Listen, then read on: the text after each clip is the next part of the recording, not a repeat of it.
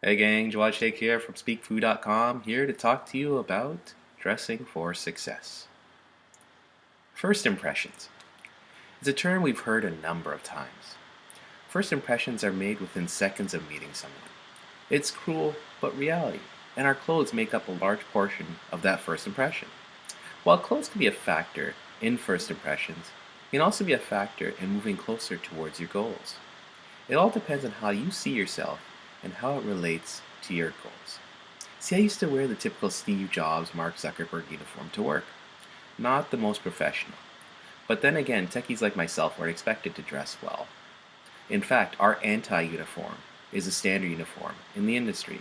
It's unfortunate, but when you look at Mark Zuckerberg and he wears the classic hoodie with a typical pair of pants, or Steve Jobs when he used to wear the turtleneck with a pair of jeans, not the professional, but obviously those guys can get away with it because they're very successful. But at the same time, I felt that I needed to set a standard for myself. So one day I realized that it didn't have to be, that the goals that I have for myself and the standards that I have set for myself to achieve those goals also come in different forms. So up until now, I've been working hard because I've set a standard for myself. But the way I dressed didn't indicate so. And that's when I decided to set a standard not only for how I act, but also for how I look as well. Because up until then, the way I looked also indicated that I set myself up for mediocrity.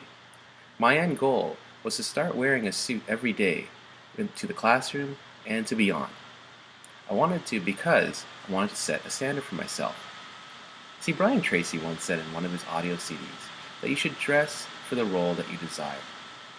I'd like to take that a step further and say that you should dress for the success that you desire.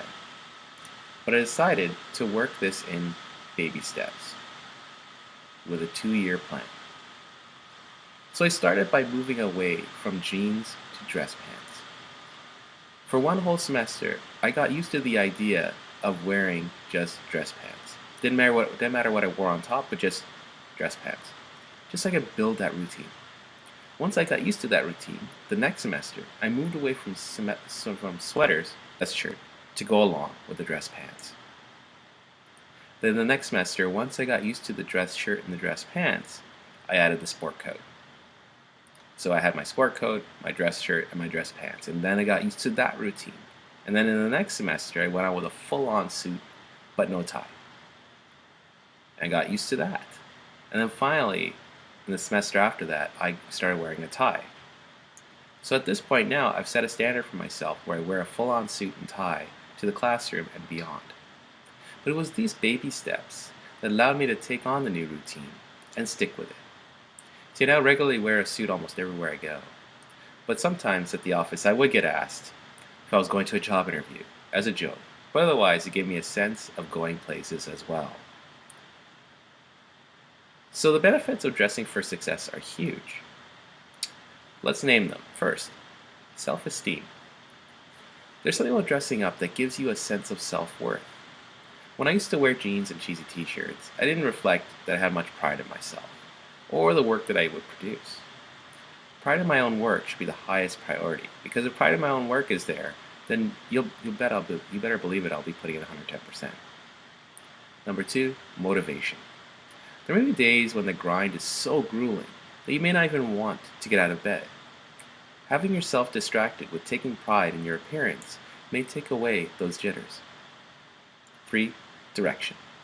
Dressing for the role of success that you want will guide you towards the direction that you want. It's all about mindset. And finally, here are some tips for taking your outfit to the next level. 1. Have a plan. Know your end game. What do you want to do, and why do you want to accomplish it? It's the only way you'll be able to maintain it. 2. Take it in small steps. All changes that come in life need to be in the form of baby steps. Think about January 2nd every year. The parking lot to the gym and the city is full because everyone feels that this is the year that they're going to accomplish losing all that weight or getting in shape. But by February 1st, the parking lot is empty because they try to do too much too quickly. Personally, I don't believe in New Year's resolutions. I purposely don't do New Year's resolutions That's because I believe that if you want to do something, if you want to change something about yourself, you change it from today. There is no, oh, I'll do it next month. There is no, oh, I'll do it next week, because that'll never come. You change it today. So it's interesting, Marshall Silver, he talks about this whole concept of Satori. He says that the past is depression, the future is anxiety, and the present is Centauri. Live in the present, is what he says. And I love that saying.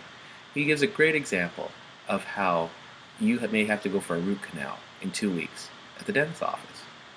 So he says if by living in Satori, by living in the moment, you don't have to worry about 2 weeks from now when the dentist appointment comes. And then when 2 weeks hit and it's the day of the appointment, oh, it's a few hours away. Let's not worry about it. And then, oh, when you're in the dentist's office, oh, well, we still got another 10 minutes before the dentist sees us, so there's no sense in worrying at that point. That's not the future yet. Then, oh, you're in the dentist chair. At that point, maybe I should worry, but, well, I still got a few more minutes before I actually get started. And then finally, he starts to get the procedure going. But at that point, he's hit you with so much Novocaine or so much laughing gas that you don't feel anything. And at that point, you start to relax a bit and you realize maybe this isn't so bad after all, because you don't feel a thing. So living in the moment is what he says.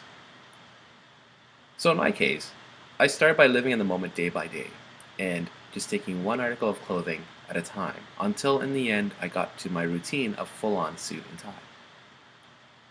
The third and final point is start with what you already own. Don't go out and break the bank on a new wardrobe when you might just be fine with what you already have. See, what if you break this routine? Or what if it doesn't go anywhere? Or what if you end up with a job that requires you not to wear full-on suit and tie? Think about it. And you've already spent like maybe a few $1,000s on a brand new wardrobe. Well, where are you then?